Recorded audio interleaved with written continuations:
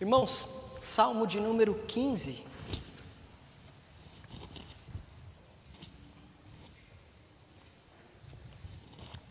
Para quem tem participado da EBD, sabe que este salmo foi muito citado. E eu também tenho tido uma experiência muito grande com este salmo. Não sobrenatural não, irmãos, é de muito trabalho mesmo. Eu estou desde dezembro pesquisando e estudando este salmo, por conta das atividades do seminário.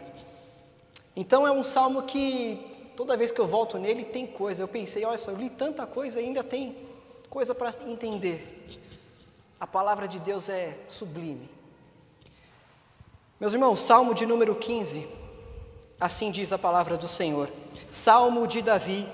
Quem, Senhor, habitará no teu tabernáculo? Quem há de morar no teu santo monte? O que vive com integridade e pratica a justiça, e de coração fala a verdade. O que não difama com sua língua, não faz mal ao próximo, nem lança injúria contra o seu vizinho. O que a seus olhos tem por desprezível ao réprobo, mas honra os que temem ao Senhor. O que jura com dano próprio e não se retrata. O que não empresta seu dinheiro com usura, nem aceita suborno contra o inocente. Quem deste modo procede, não será jamais abalado. Assim diz a palavra do Senhor. Oremos mais uma vez. Senhor, a tua palavra foi lida e agora será explicada para o teu povo. Pai, prepare os nossos corações para recebê-la. Dá-nos ouvidos, Pai, para ouvir. Dá-nos discernimento, entendimento. E eu rogo, Pai, para que as palavras dos meus lábios e o meditar do meu coração sejam agradáveis na tua presença, Senhor. Rocha minha e redentor meu. Amém. Meus irmãos, eu quero confrontá-los um pouco nesta noite, por meio da palavra. Ele começa com duas perguntas. Quem, Senhor, habitará no teu tabernáculo? Quem há de morar no teu santo monte? Qual foi a primeira coisa que você pensou quando você cruzou aquelas portas para sentar aqui?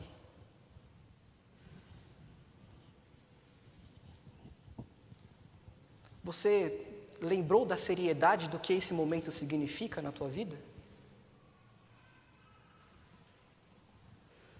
Os filhos de Arão, quando acenderam um fogo estranho, foram consumidos. Ninguém pode entrar de qualquer jeito. Por isso que essa pergunta ela é tão indagatória, e como eu falei, ela é o grande enredo das Escrituras. Você se lembrou de que para a sua entrada aqui foi pago com o sangue de Cristo? A sua permanência aqui na casa de Deus conduziu Cristo ao Calvário? Ele teve que criar este caminho, abrir este caminho? É disso que esse salmo está tratando. Mas só que ao contrário de que você poderia pensar, ele não traz rituais para você praticar. Ele fala do seu modo de vida. A presença de Deus em culto era levado muito a sério no povo da aliança, da antiga aliança, na verdade. E ela causava um impacto muito importante, que significava o seguinte, que a presença de Deus, a presença santificadora de Deus, purificava o seu povo. E aí o conceito de puro, no livro de Levítico, puro é aquilo que é para o Senhor, preparado para Ele, pertence a Ele. Santo é aquilo que Deus separa para si. Então, até aquele momento, na antiga aliança, até mesmo a escrita deste salmo, o povo de Deus é um povo purificado, foi preparado para estar na presença de Deus. E ainda numa presença provisória. Porque só depois, no Pentecostes, quando o Espírito de fato é derramado sobre todos, capacitando, porque de fato o sacrifício de Cristo foi derramado e Ele envia então o Espírito Santo da promessa, é que agora podemos nos chamar de santos. Somos santificados e agora separados para adentrar na presença de Deus. Só que, mais uma vez, a resposta que esse salmo nos traz é de uma vida de moral. Se você quer habitar com Deus, a resposta tem a ver com o seu cotidiano, a resposta moral que você dá. Só que aqui é muito perigoso, porque a gente pode cair grande em um legalismo. Olha, se você não pratica tais coisas, significa então que você não é crente. Não é isso que eu quero propor e não é isso que o Salmo quer propor. Por isso, eu quero muito a atenção de vocês. Ele começa com duas perguntas paralelas. Quem, Senhor, habitará no teu tabernáculo? Quem há de morar no teu santo monte? Primeiro, como eu disse, ninguém habitava no tabernáculo. A presença era provisória. E essa palavra aqui, de fato, ela significa uma expressão de como se fosse um estrangeiro querendo habitar em algum lugar. E o estrangeiro não tem residência fixa, é provisória. Ele adentra momentaneamente e sai. E quando ele decide habitar neste lugar, ele tem que se adequar à regra do hospedeiro, do anfitrião, do dono da casa. Então a primeira pergunta nos traz essa conotação. Você que deseja habitar na casa de Deus, você é um estrangeiro. Você não pertence a esse lugar. Você não pode estar aqui, a não ser que o anfitrião te receba. E para recebê-lo, você deve se sujeitar àquilo que ele determina a você. Então a primeira pergunta, ela nos traz essa conotação. Nos lembra, você não pertence a esse lugar. A sua permanência aqui, é rápida, é passageira. Você é um estrangeiro aqui. Você é um estranho. E aqui o tabernáculo, ou também a tenda, pode se remeter ao período em que Deus pediu para que Moisés erguesse esse tabernáculo, a tenda do encontro, o qual a glória de Deus se manifestava, mas também o ponto principal é o que a presença de Deus está lá. É onde Deus reside. Então não importa muito o período. Tanto é que o Salmo não tem nenhuma conotação cronológica aqui. Não está falando de um período específico. Ele quer então, de fato, apontar e indagar para o seu modo de vida. Como é que você tem vivido para estar aqui? Para estar em culto a Deus? E a segunda pergunta, também não tão diferente, paralela, ele diz, quem há de morar no teu santo monte? É Davi quem escreve. Se é Davi, o templo ainda não foi construído. Então, o povo ainda tinha a visão de habitação do Monte Santo, lugar da presença de Deus, e esse monte ele vai ganhando nomes diferentes ao longo das Escrituras. Eu não sei se você reparou, mas em Gênesis 22, há o Monte Moriá. Em Êxodo, esse mesmo monte é chamado de Monte Sinai. E ele continua até o período dos reis. É o mesmo monte que a presença de Deus se manifestou a Abraão, se manifestou a Moisés, se manifestou agora a Davi. É este mesmo lugar onde a presença de Deus está e onde Deus instrui o seu povo. E ele pergunta, quem pode morar? E essa moradia, mais uma vez, irmãos, não é que você pode viver ali, é temporária também. Essa palavra também no hebraico, ela dá esse sentido de que você precisa continuamente retornar a este lugar. Eu não pertenço ali, eu preciso voltar continuamente. Eu preciso voltar a este lugar. Então o que esse salmo está propondo a mim e a você? Um caminho. Deus nos propõe um caminho. E se para você a presença de Deus é a coisa mais importante, você quer andar neste caminho que Ele propôs. Então este salmo quer nos dizer metaforicamente sobre um caminho em que o povo de Deus deve andar com Ele, habitar com Ele. Então, em primeiro lugar, o nosso tema, meus irmãos, é o que Deus espera de você. E, em primeiro lugar, que você tenha uma vida de integridade. Observe a resposta deste salmo. E vida de integridade é muito mais profundo do que a gente imagina. Ele diz aqui, verso 2: o que vive com integridade e pratica a justiça e de coração fala a verdade. Só que no hebraico, meus irmãos, eu quero que vocês saibam, porque no português isso aqui não fica claro. Parece que ele é igual a todos os outros versos, mas aqui ele faz uma elaboração da pergunta. O que estou querendo dizer? Ele pergunta quem pode morar, quem pode habitar. Então ele elabora o tipo de resposta que o Salmo quer que você dê, é o que está contido aqui no verso 2. Essas três coisas: vida de integridade, prática da justiça e um coração que fala a verdade. É uma elaboração. Então o tom, digamos que o verso 2 é o tom do Salmo. O tipo de resposta que Deus está requerendo de você. E que, resumindo, é vida de integridade. Embora, observe que o primeiro particípio aqui é dito, o que vive com integridade, ele tem uma conotação mais precisa, é aquele que tem um agir sincero. É aquele que não usa máscaras. Eu sou um crente aqui na frente de tal pessoa, eu não sou crente da outra pessoa, eu sou meio crente ali. Não, eu sou sincero, genuíno, eu sou íntegro, eu sou inteiro aonde eu estou convivendo. E a minha fé e o meu modo de agir, ele expressa essa sinceridade, porque eu tenho consciência de que eu tenho um Deus que é santo, que determina isso de mim, que eu viva de modo santo, de modo que corresponda ao caráter desse Senhor.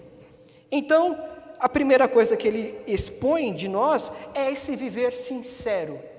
E quando eu falo de sincero, é algo aqui dentro, no meu coração. Eu tenho convicção e por essa convicção eu me movo, me movimento. Então eu ajo com sinceridade de acordo com aquilo que eu estou sentindo. É isso que essa palavra então traz para a gente de conotação. E em segundo lugar ele diz, o que pratica a justiça é aquele quem tem um agir justo. Os seus feitos, aquilo que ele faz, é justo. Então veja, não é apenas só aquilo que eu sinto, mas também aquilo que eu falo. E ainda de forma muito mais profunda, é que de coração, essa pessoa, ele fala a verdade. O que esse verso 2, então, sintetiza para nós, é tudo aquilo que o ser humano faz. Ele sente, ele age e ele fala. Vida de integridade tem essas três conotações: um agir sincero, prática da justiça e falar a verdade de coração. Você pode estar pensando, poxa, muito legal, mas como é que é isso aí? Abram em Gênesis capítulo 6, verso 9.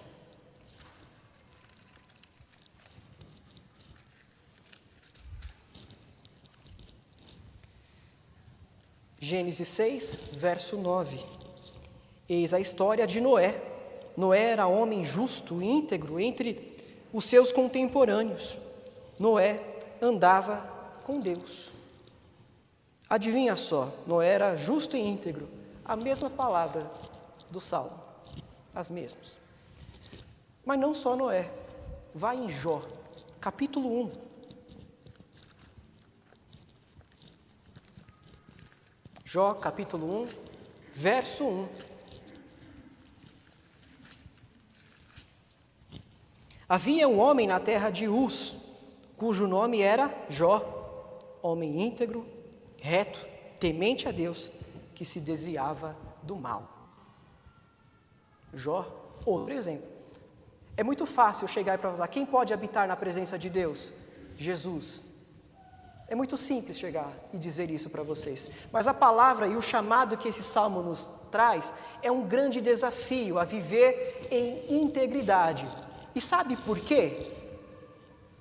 Gênesis 17, capítulo 17, verso 1.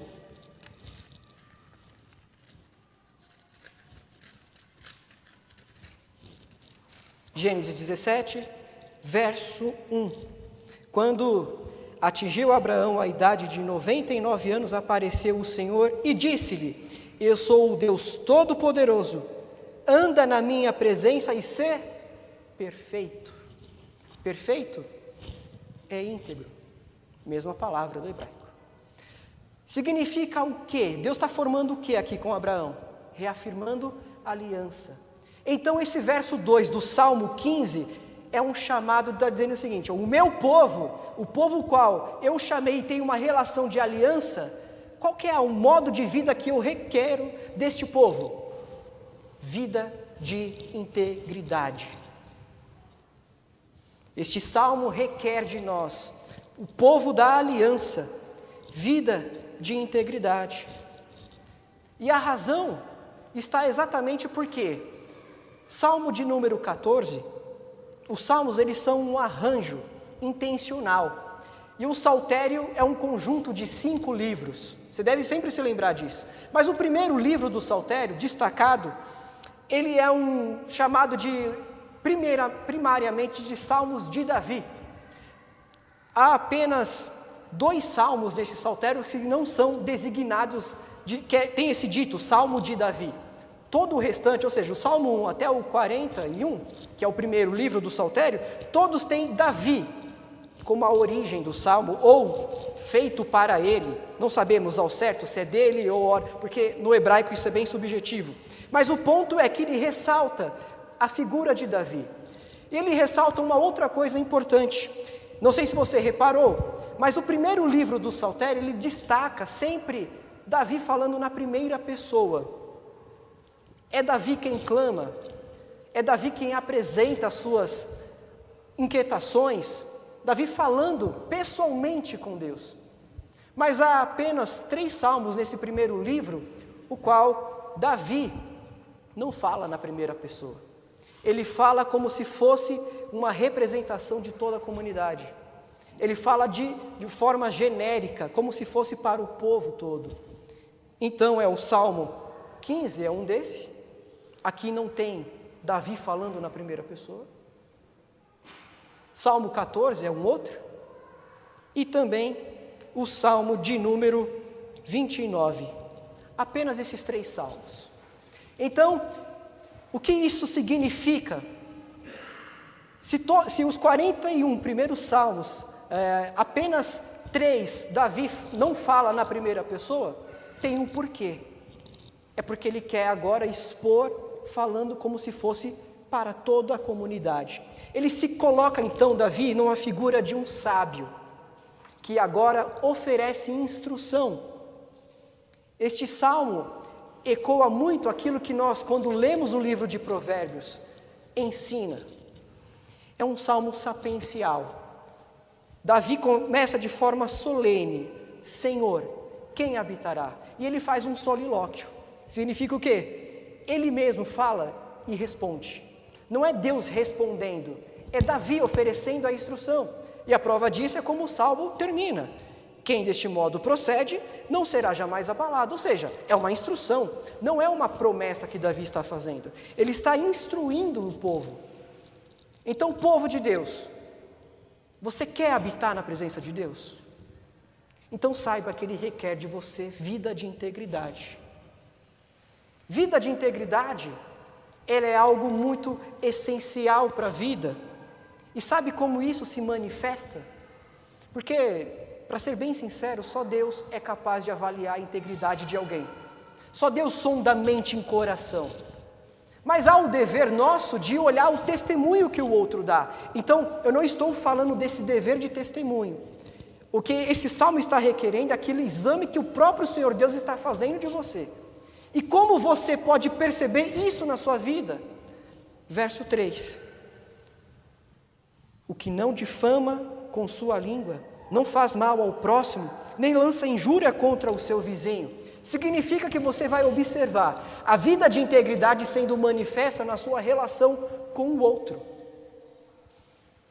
Significa que o meu sentimento, a minha sinceridade, a prática da minha justiça, o meu falar de coração a verdade, ela será revelada e manifesto nas minhas relações com o outro. E observe verso 3, o que não difama com sua língua. Significa que ele não carrega isso como um sentimento, uma difamação, um sentimento difamador do outro. Eu não carrego isso no coração. É isso que esse indivíduo que quer habitar na presença de Deus, ele tem que ter. Não carregar isso no coração. Mas aí o segundo passo ele diz, não faz mal ao próximo. E observe, esse próximo é aquele que mora ao seu lado. Ele está falando de parente aqui. E perceba, é muito mais fácil a gente fazer o mal àqueles que estão ao nosso lado, aos nossos familiares, do que a um terceiro. Com o terceiro eu sou muito mais bonzinho, mas agora pergunta para minha mãe. Ela conhece o Ellen que é irado, que tem pouca paciência. Ela conhece. Meu irmão conhece, já acostumou. Mas é muito mais fácil eu tratá-los mal, ter pouca paciência com eles, do que com um terceiro. Com um terceiro eu sou educado. Até falam, olha, ele é crente. Pois é. Mas isso é muito sério, irmãos. Às vezes, essa prática da justiça que nós lemos no verso 2, tem exatamente com aquilo que eu faço para aquele que é meu parente, que mora comigo na mesma casa. E em segundo lugar, olha, observe que ainda ele diz, no mesmo verso, nem lança injúria contra o seu vizinho. E agora, de fato, é o que sai da minha casa. Agora é o próximo, genérico. Não é só aquele que mora comigo. Percebeu o movimento do Salmo? Algo dentro, vai para o meu lado e vai para a sociedade. É isso que esse Salmo faz. É por isso que eu disse que o verso 2, ele dá o tom de todo o Salmo.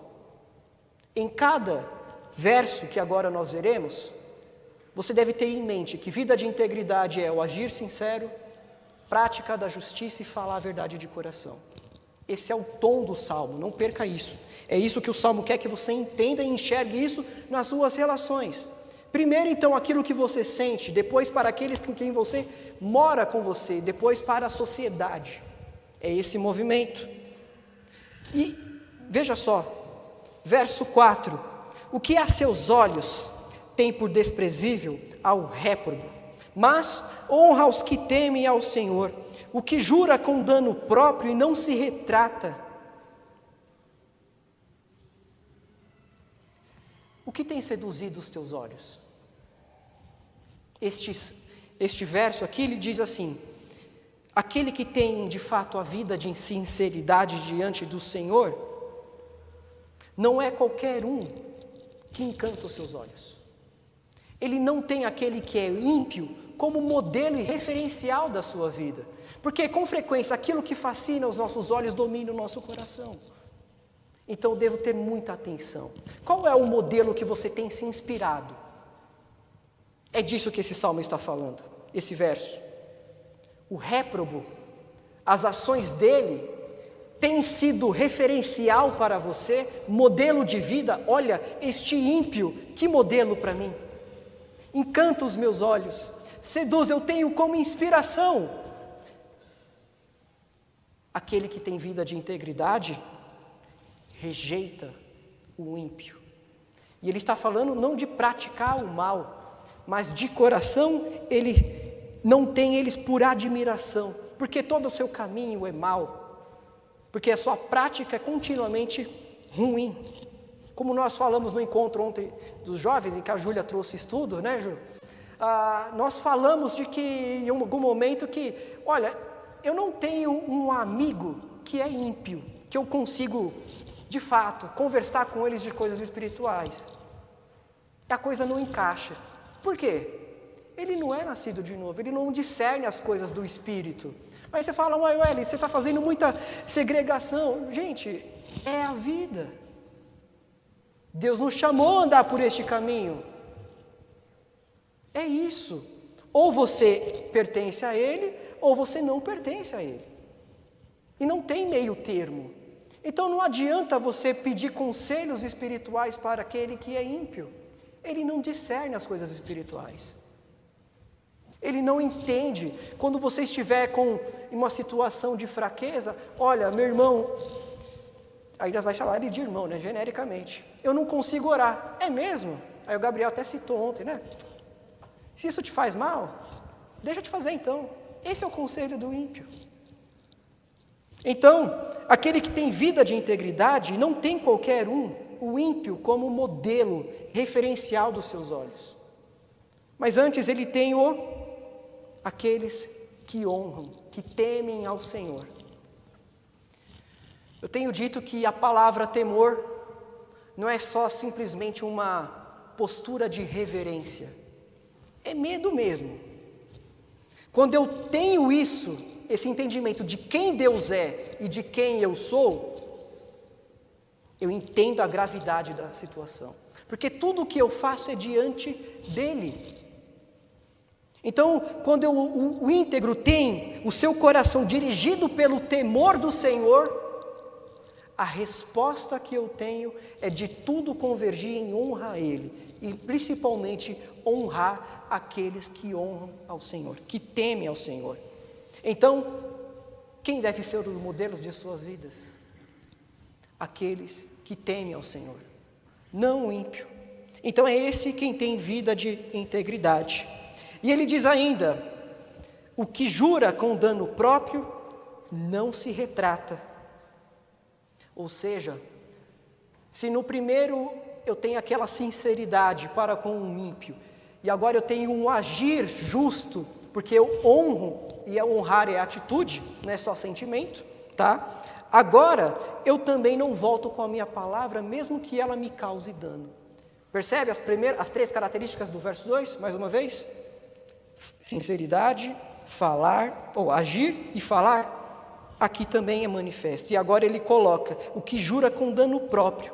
Ou seja, ele jurou, se comprometeu, mas no fim, a pessoa está vendo que aquilo vai lhe trazer algum prejuízo.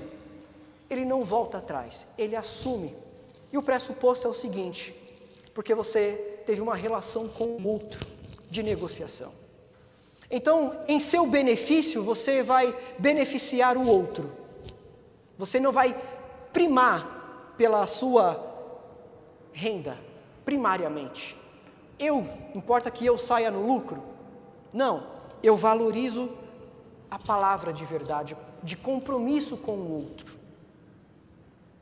Então, sempre as nossas ações têm sempre alguém do outro lado. Então esse salmo nos remete a pensar e a imaginar todo o nosso cotidiano vivendo com o outro. E a vida de integridade é sendo manifestada em cada ação. No meu sentir, no meu agir e no meu falar. E agora, verso 5, o que não empresta o seu dinheiro com usura, nem aceita suborno contra o inocente. O empréstimo na antiga aliança, e claro, Deuteronômio já expõe, exatamente que o judeu não deveria emprestar para um outro judeu. Por um de fora, tudo bem, desde que ele não cobre juros. Havia esse direcionamento, e exatamente por quê?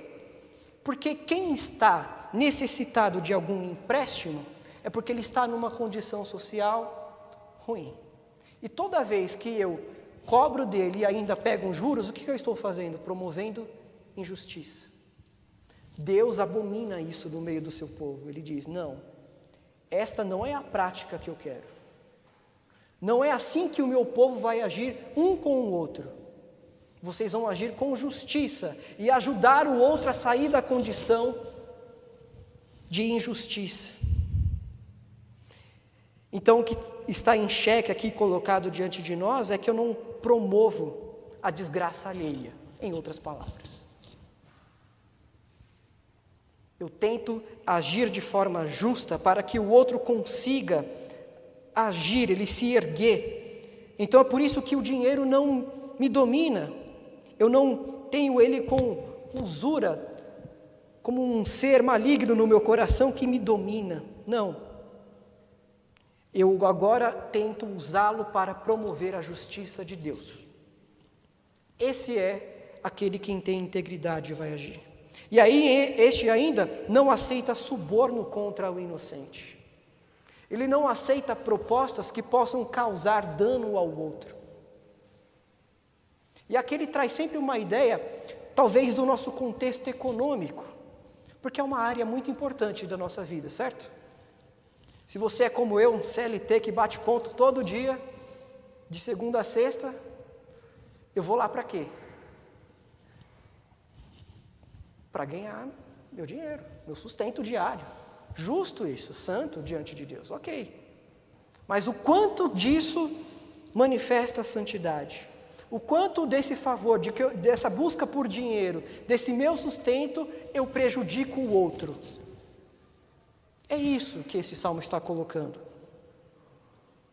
Então, para nós, nesta noite, esse salmo se coloca como um grande espelho. Você quer habitar na presença de Deus? Examine. Este é um grande espelho que ele coloca. Mas o que ele quer examinar? Tua vida de integridade. E a razão mais fundamental para isso, meus irmãos, é porque o culto ele não é um ato isolado das nossas vidas. O culto é a manifestação da nossa crença, de quem nós confiamos. E a presença santificadora de Deus é quem me prepara para viver. Sem essa presença, o que eu tenho? Morte. Então, eu preciso continuamente retornar à casa de Deus e habitar. Mas para isso o que Deus requer de você, povo da aliança? Vida de integridade. Que você caminhe, ande como Ele requer de você. Não existe outro modo. O povo da aliança deve andar por este caminho, porque foi o caminho que Ele abriu para o povo andar. Não tem outra alternativa. Não tem outra solução. É o caminho que Deus propõe. Então, o que Ele requer? Vida de integridade. E em segundo lugar, meus irmãos, Ele requer que você confie no caminho proposto. Observe agora o final do verso 5. Quem deste modo procede, não será jamais abalado. Mais uma vez, Davi fala como um sábio, oferecendo instrução. E como é muito próprio da sabedoria de Provérbios, como nós lemos, ele sempre traz essa conclusão. Faz isso e faz aquilo e terá tal resultado. Este salmo é esta conotação, um salmo sapiencial, como eu já disse. E ele reverbera algo que é totalmente distinto daquilo que foi dito no Salmo 14. O Salmo 14, veja, diz o insensato no seu coração, não há Deus. Mas aí a resposta do justo é o contrário. O justo responde, a partir do verso 7, tomara, de Sião, viesse já a salvação, quando o Senhor restaurar a sorte do seu povo, então exultará Jacó e Israel se alegrará. O Salmo 14 e o Salmo 15, eles não foram colocados aleatoriamente. Ele quer mostrar como é que é o ímpio, o que rejeita a Deus. E agora ele quer mostrar aquele quem quer habitar com Deus, o justo. O caminho do justo é vida de integridade. Então, Davi, quando ele coloca quem deste modo procede, ou seja, quem procede como justo, ou seja, com vida de integridade, não será jamais abalado. Quem deste modo procede, e o deste ele está no plural, retomando tudo aquilo que foi dito anteriormente. Todas essas coisas, se você proceder deste modo, quando você chegar aqui para cultuar a Deus, você não será abalado. Veja, isso não é uma promessa do Salmo. Como eu disse, é um salmo sapiencial. Ele está te mostrando um resultado. Se você procede desse modo, o resultado é este. Então, o que seria não ser abalado? Porque também a expressão que é feita aqui do hebraico é aquilo que eu sinto. E por vezes nós veremos em diversos salmos, quem deste modo procede não será abalado. E também no próprio livro de Provérbios nós vemos isso. E esse não ser abalado, ele significa simplesmente vida de piedade. o resultado de uma vida piedosa. Aquele que teme ao Senhor, aquele que é íntegro, vive, tem esse viver sincero, ele não é abalado. E este abalado não é pelo mundo, tá? Não é inimigos te atacando.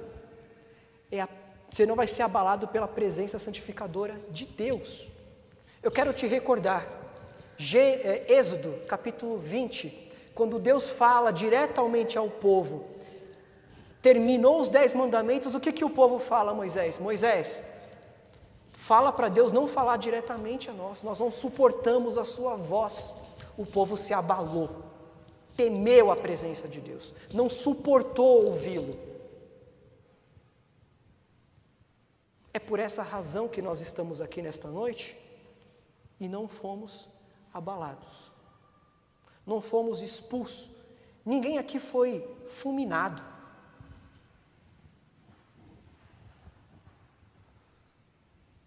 É exatamente porque quem anda deste modo não será abalado. Eu quero concluir então, meus irmãos, este salmo, pensando ainda um pouco mais sobre o que é esta vida de integridade, o que ela requer de mim e de você. Jó, capítulo 27.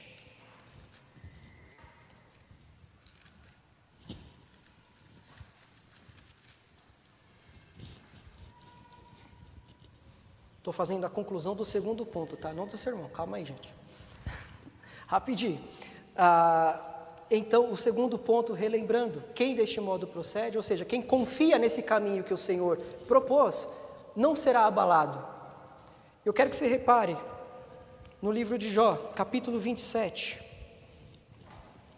verso 4, diz assim: Nunca os meus lábios falarão injustiça, nem a minha língua pronunciará engano. Longe de mim que eu vos dê razão, até que eu expire. Nunca afastarei de mim a minha integridade. A minha justiça me apegarei e não alargarei. Não me reprova a minha consciência por qualquer dia da minha vida. Esse é Jó. Como diz lá no início do livro, homem reto e íntegro diante de Deus. E como acaba o livro de Jó, tudo o que Jó falou é verdade. E o que os seus amigos disseram, olha Jó, peçam para Jó mediar vocês, porque tudo que vocês disseram é bobagem. E se ele não mediar vocês, eu não vou ouvi-los. Eu pergunto para você, você teria, nessa situação, só relembrando Jó está sendo acusado. A razão, Jó, seus amigos chegam diante de Jó e diz: Jó, sabe por que você está sofrendo? Porque você pecou. Essa é a razão do seu sofrimento. Você é um pecador, Jó. Você blasfemou contra Deus. Aí Jó, peraí, não. A razão do meu sofrimento não é essa. E nós sabemos qual que é a razão do sofrimento de Jó. É o teste que Satanás teve, Deus com Satanás. Essa é a razão. Mas Jó passa a sua vida sem saber. Ou seja, a lição do livro de Jó não é para Jó, é para quem lê este livro. É para nós. Então Jó, ele tem então esse modo de observar e diz: espera aí, vocês estão me acusando por algo que eu não fiz. Sabe por quê? Porque eu andei em integridade, eu andei no caminho que ele falou para eu andar. Observe, ele diz: nunca os meus lábios falarão injustiça. As mesmas palavras do Salmo 15, do verso 2. Longe de mim que eu vos dê razão, até que eu expire, nunca afastarei de mim a minha integridade. A mesma palavra do Salmo 15. A minha justiça me apegarei e não largarei. Não me reprova a minha consciência por qualquer dia da minha vida. Jó era íntegro. Você tem coragem de olhar para a sua vida e dizer a mesma coisa como Jó? Quando a gente fala Jesus é o íntegro, aquele que media, maravilha, mas não é Jesus aqui, é Jó. Este salmo nos desafia há um modo de viver a aliança do Senhor. E qual que é este modo? Vida de integridade. Se perseguirmos este caminho, nós andaremos, não seremos abalados, não seremos afastados da presença de Deus. E veja, não é que Jó não pecava. Diz no começo do livro que Jó tinha uma estratégia. Ele seguia, prestava culto, erguia o altar, prestava sacrifício, confessava os seus pecados, ou seja, não é que ele não pecava, ele andava o caminho proposto. Então o crente quando peca, o que ele faz? Confessa os seus pecados. O crente quando peca, o que ele faz? Abandona os seus pecados, ele tem que romper com isso. E você precisa ser inteligente para isso. Você precisa criar estratégias. Você sabe, irmão, de Deus ninguém zomba. Você sabe aquilo que dói no seu pé, aperta o teu calo. Você sabe onde está a sua fraqueza. Quais atitudes você tem tomado? Que estratégia você tem tomado para se desviar do mal? Jó se desviava do mal. E ele tinha plena confiança e segurança de dizer: olha, não reprovo a minha consciência por qualquer dia da minha vida. Vida de integridade. Então, meus irmãos, confie no caminho que ele propôs. Ande. É este caminho que ele nos chama para trilhar e andar. Agora sim, concluindo, irmãos.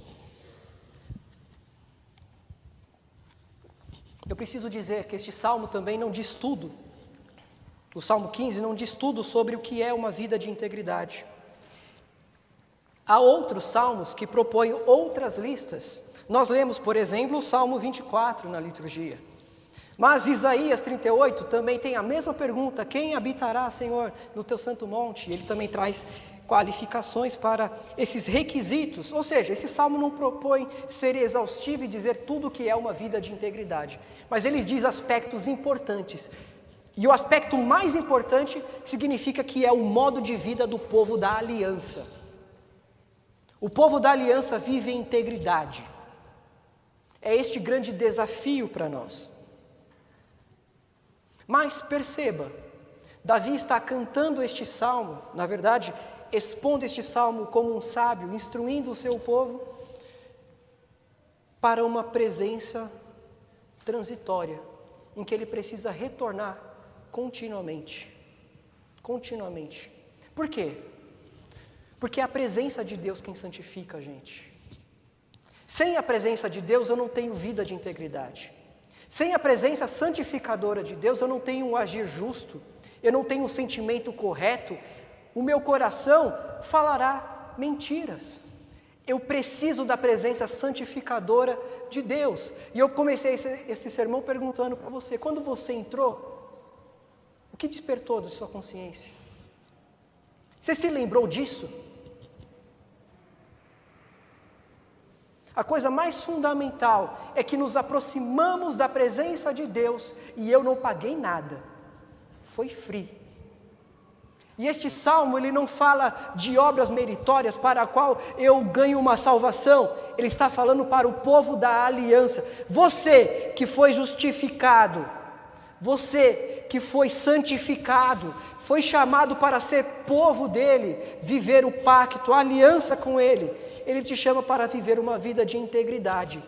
Mas sabe por quê? Porque há alguém que entrou no Santo dos Santos, tomou o livro e agora senta e reina com Deus Pai. Ele quem nos coloca lá no Santo dos Santos, e como diz o autor de Hebreus, tenham intrepidez de entrar no santuário de Deus e adorá-lo, porque o nosso sacerdote, Jesus, Ele que é o caminho, a verdade e a vida, abriu este caminho para nós, tomou a cruz que era por mim, me justificou e me colocou direto no Santo dos Santos, e agora eu posso estar aqui, cultuando e chamando Deus de Pai. É porque Ele sangrou no meu lugar, é que Ele pagou uma dívida que eu jamais poderia pagar. É essa ação redentora dele que nos coloca na presença de Deus. Qual resposta você vai dar para ele? E ele está requerendo de você, no seu dia a dia, quando você sair daqui, depois que a presença santificadora dele se manifestou, qual o impacto que ela vai te causar agora, amanhã, na segunda-feira, no seu trabalho, nas suas relações? Ele espera que você, ao voltar no próximo domingo, tenha uma vida de integridade. Ande pela justiça, fale a verdade e seja íntegro em todas as suas atitudes. É na confiança de Cristo, Ele quem habita lá permanentemente, não de maneira provisória. É por causa dele que podemos estar lá. Davi fala de aspectos para você habitar transitoriamente, porque você não pertence. Agora nós somos unidos a Cristo, agora eu posso estar lá. Se você deseja corresponder a esta verdade, de que você foi unido a Cristo, manifeste isso, tendo uma vida de integridade. Tenha a ousadia de viver como Jó. Crie estratégias para se afastar do mal, para viver uma vida de integridade, que se arrepende, reconhece os seus pecados, que confessa, que assume, ainda que lhe cause prejuízo. É esse o caminho que Deus nos chama para viver. É assim que nós devemos andar, meus. Se quisermos adorá-lo, só existe este caminho: vida de integridade. Isso não é uma mensagem distante do Novo Testamento, não é uma mensagem moralista, é o caminho que Deus propôs. Em Colossenses, Paulo diz: meus irmãos, eu rogo a Deus para que vocês vivam de maneira que corresponda o caráter de Cristo. Qual é o modo? Vida de integridade. Esse é o modo que nós devemos viver. Este é o desafio que este salmo nos coloca como povo da aliança. Então respondamos a Deus assim.